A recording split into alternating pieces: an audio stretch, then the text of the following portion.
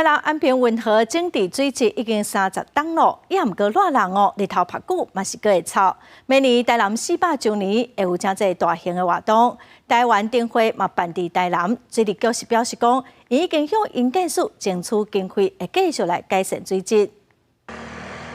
家伫台南运河河岸的步道顶面，其实是真水，更是台南市民散步的好所在。不过，台南污水已经整理30档，运河周边污水下水道接管率嘛有7成，但是运河有一寡地点小有臭味。对，改善很多，现在都有人在坐船，我有时候走过去那边哦，对，它水比较不好，比较有有一点水的臭味。前几天那个下雨的时候，还是就是有闻到一些味道这样。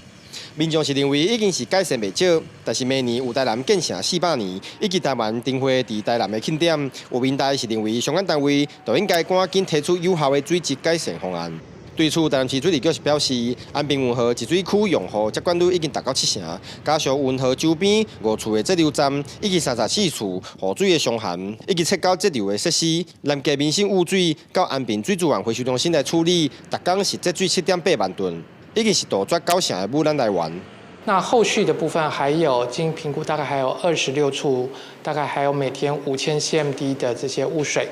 尚待在后续处理。这部分我们已经跟中央去协调，那也获得经费的允诺。那我们后续会将这些污水的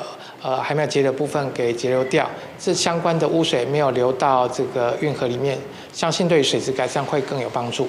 而运河沿岸还未处理水质较歹，并且水量大的民生废水排入运河，已经是争取营建署的经费，将要对26处的排水口配合污水下水道工程办理截流、监督污染，提升运河的水质。记者郑宏台报道。